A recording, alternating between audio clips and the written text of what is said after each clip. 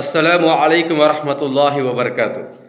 సోదరులారా, అల్లా యొక్క శాంతి శుభాలు మీ అందరి జీవితాల్లో వర్షించుగాక. ఆమీన్ రబ్బుల్ ఆలమీన్. బిస్మిల్లాహిర్ రహ్మానిర్ రహీం. రబ్బి జిద్ని ఇల్మా. విజయవాడకు చెందిన షరీఫ్ అనే ఒక మా స్నేహితుడు చాలామంది ముస్లిమ్స్ క్రిస్టియన్స్లోకి వెళ్తున్నారు దేనికండి అని అంటే, ఎవరు అని అడిగితే అతను ఒక పేరు చెప్పాడు, మక్బూల్ అని చెప్పి, వైజాగ్. సో ఆయన బైబిల్‌లో ఉన్న విషయాలు, ఇస్లాంలో ఉన్న విషయాలు కూడా చాలా చెప్తున్నాడు. అంటే నేను చూసాను ఆయన వీడియోస్. సో మా స్నేహితుడు నజీర్ అహ్మద్ ఖాన్ అతను ఖురాన్‌లో నుంచి మరియం కుమారుడైన ఈసా ఇబ్నే మరియం అలైహి వస్సలాతు వస్సలాం వారి గురించి మాట్లాడితే, ఖురాన్‌లో ఉన్న విషయాలు మాట్లాడితేనే ఇతనికి ఎందుకు అంతగా బాధగా వేసింది.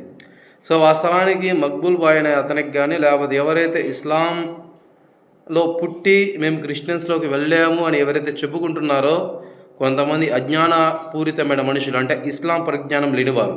ఇప్పుడు చాలామంది పుట్టుకతో ముస్లింలో పుట్టుంటారు. వాళ్ళు గుడికి వెళ్తారు, చర్చిలకి వెళ్తారు, దర్గాకు కూడా వెళ్తారు.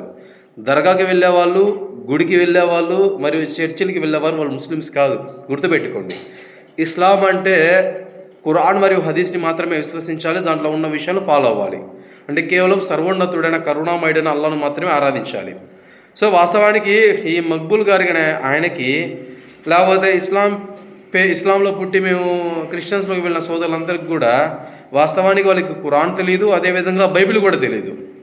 ఎందుకంటే అన్నీ తెలిసిన వ్యక్తి యేసువారు అంటారు కానీ, నేను ఒక వాక్యం చెప్తా చూడండి. లూకా 2వ అధ్యాయం, లూకా సువార్త 2వ అధ్యాయము 52వ వాక్యం చివరి వాక్యంలో ఒక మాట ఉంటుంది. యేసువారు జ్ఞానమందు, వయస్సు యందు, దేవుని దయయందు, మనుషుల యొక్క దయయందు 4 విషయాలు చెప్పారు. జ్ఞానమందు, వయస్సు యందు, దేవుని దయయందు, మనుషుల దయయందు అభివృద్ధి చెందుతున్నాడు అంట ఆయన. సో దేవుడు ఎప్పుడు కూడా దేవుని దయ వల్ల అభివృద్ధి చెందుతున్నాడు ఎప్పుడు ఆయన చెప్పుకోడు. ఇంకోటి ఏంటంటే ఆయన జ్ఞానంలోను వయసులో అభివృద్ధి చెందాల్సిన అవసరం సర్వోన్నతుడైన దైవానికి కూడా లేదు. సో ఇవన్నీ మనిషికి ఉండాల్సిన లక్షణాలు. ఇన్షాల్లా నేను కూడా ఇంకా కొంచెం బైబిల్ మీద ప్రతి ఒక్కరికి అర్థమయ్యే రీతిలో ఇన్షాల్లా అల్లా దయతలిస్తే వారంలో ఒక వీడియో ఖచ్చితంగా మీ ముందు పెడతాను.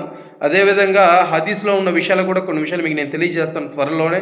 నా యొక్క వీడియోస్ని చూసి ఎవరైతే ముస్లిం పేరు పెట్టుకుని క్రిస్టియన్స్లోకి వెళ్ళారు అంటున్నారో వాళ్ళకి షేర్ చేయండి నా వీడియోస్ తప్పకుండా. ఇన్షాల్లా కావాలంటే మనం లైవ్ డిబేట్ అయినా పెట్టుకుందాం, ప్రాబ్లం లేదు.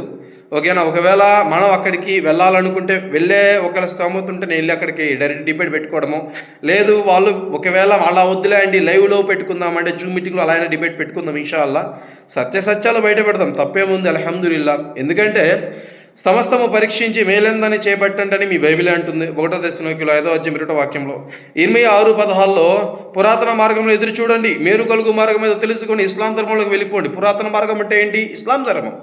సో ఇది ఆదం నుంచి మొదలైన ధర్మము, దైవ ప్రవక్త ముహమ్మద్ రసూలుల్లాహి సల్లల్లాహు అలైహి వసల్లం వారితో పరిపూర్ణమైన ధర్మం ఇది. సో ఇది సనాతన ధర్మం, ఇస్లాం ధర్మం, పాత ధర్మం. అల్హమ్దుల్లా. దీని గురించి మీరు తెలుసుకొని దానికి వెళ్ళండి మీ బైబిల్ అంటుంది. ఇన్షాల్లా మనం స్టెప్ బై స్టెప్ అన్నీ మాట్లాడుకుందాము. అదేవిధంగా ఖురాన్ మరియు హదీస్ గురించి కూడా ఇన్షాల్లా త్వరలో నా యొక్క యూట్యూబ్ ఛానల్ వీడియోస్ వస్తాయి.